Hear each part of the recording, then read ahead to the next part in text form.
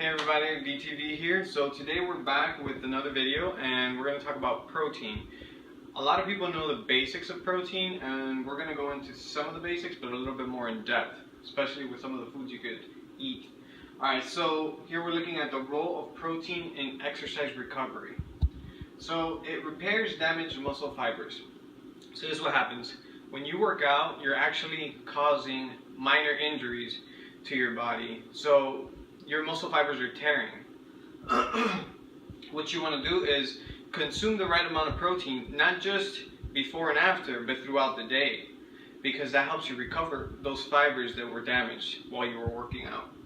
Next up we have, it actually aids in muscle energy. So if you have a good amount of protein in your diet throughout the week, throughout the day, when you go work out, it helps you with that energy, that extra push that you're going to need. That's when you feel that good pump.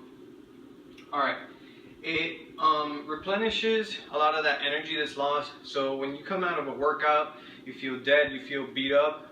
If you intake a good amount of protein, it's going to help lift you up, as well as some sugar will help with that. Next up we have, they're the building blocks of a lot of different functions of the body. So it's essential to have a diet that includes a lot of protein. Not too much. We're going to go down here into how much you should consume. Alright, so one very important factor here, it says it keeps you anabolic.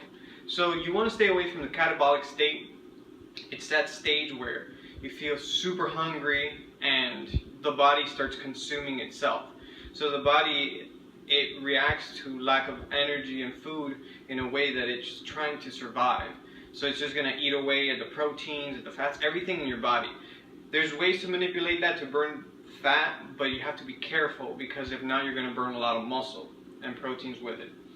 So last but not least here, we have promote proper muscle growth.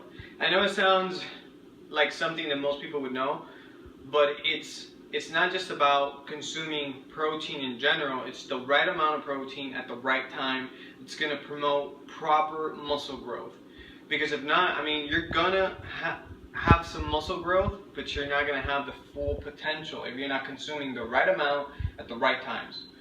And then down here, I wrote down what you guys need to do. So if you weigh 180 pounds, you should take about 180 grams of protein. Probably a little bit more. You don't want to be scared of going a little bit higher than that. So the rule of thumb here is 1 gram of protein per pound of body weight. And that's really important because it's going to allow you to grow at a good rate. You don't want to like double it or add too much protein, because that can be harmful as well. So down here we're going to take a look at some of the foods, some of the food groups that are going to be good for protein that you can include in your diet. So we have turkey, chicken, fish, eggs, beef, pork, beans, cheese, milk, nuts, peanut butter, and some of the oats. Now for ladies, soy is extremely good for you. Men, stay away from soy because soy promotes estrogen in the body. And so for women, this is really good because it helps with the estrogen in your body, and it's going to help give you a lot of that good clean protein. Now if you guys are looking for clean good protein, I would say turkey, chicken, fish, eggs. Beef is good, but you got to be careful. It has a lot of harmful factors as well. So I would say eat beef 1 or 2 times a month. So pick the first week of the month, you'll eat beef, and then the 3rd week of the month you'll eat beef, because it takes a long time for the body to digest it. Fish is the best one. Fish is amazing. The body is able to break it down and digest it properly and quick. The quicker the better, because like that the body gets all those nutrients and soaks them up, especially when you need them. So you come out of a hard workout, if you have some fish, some tilapia, it'll be really good for you, just because the body is going to consume all those nutrients and it's going to help you grow. Now pork is good. It's not, I personally don't eat pork. I stay with turkey, fish, sometimes chicken. Cheese is good, but it's fatty. Just be careful, like I said. There's certain foods you can eat, but in like moderate amounts, because cheese, it can be fatty. So if you can stay away from cheese, by all means, do it. You know, dairy milk, I stay away from it as well. It actually does more bad than good overall, but this is still a good promotion of protein. That's why I put it there. Now, nuts are really good. You know, they're underrated, but they're good. Like I said in the previous video, they're really good as a snack, and they're really good because they have good fats and they have a lot of protein in them. Peanut butter, can't go wrong with peanut butter. Peanut butter jelly, if you have a really busy day and you need to eat something that has protein, fats, and sugar, peanut butter jelly sandwich after a workout, it actually does the trick. Oats in general, I put that there mainly is because of oatmeal. Oatmeal is amazing. So I like waking up, eating oatmeal prior to my workout. And I'll go into this in another video as to why I eat a little bit before I work out rather than work out on an empty stomach. There's pros and cons to both. But anyway, oatmeal is really good. It has a lot of carbs. It has a good amount of protein. It's just a clean way to eat to gain some of those nutrients to give you energy. Now, without further ado, we're going to end the video with a quick recap. So protein, remember, it's essential for building a lot of different functions in the body. It's essential for synthesizing protein. It's essential for to build that energy in the body and to recover after a gruesome workout. If you guys are not consuming the right amount of protein, which is 1 gram per pound, then you're going to see yourself in trouble in the future because you're actually going to atrophy versus grow, because you're going to overload your body on workouts. You're not going to give it the proper food, and then you're pretty much you're destroying your whole routine.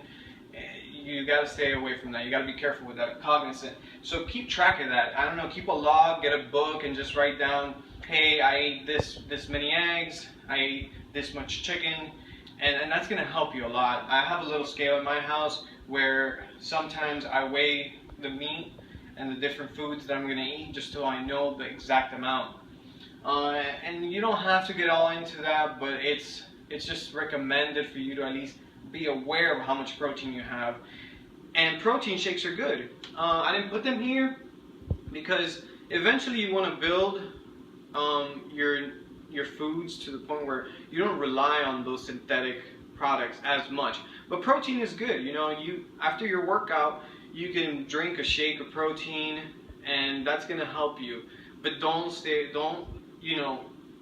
change the foods for protein. That's not good. You gotta have that solid food intake. That's gonna give you more gains than the synthetic stuff.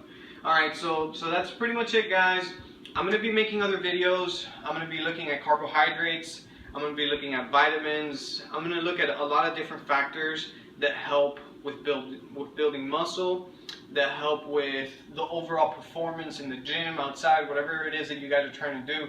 Because I'm trying to do this mainly because working out is not just, hey, I'm going to go pump some iron and go eat some random food and that's it. You actually got to know a little bit of what you're doing.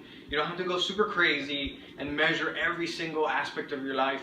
But if you know what you're doing, you make a good habit, then everything else just falls into place. You'll get gains really fast if you want to grow, if you want to cut. There's so many things you could do if you know what you're eating, when you're eating it.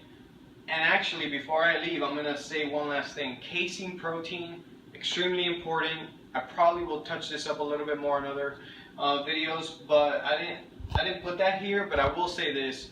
Casein protein, it goes along with beef, anything that's slow digestive. I would say get a synthetic for that one. It's a lot easier and better for your body. It's really good at night, okay? Make sure that you're drinking a good amount of casein protein at night.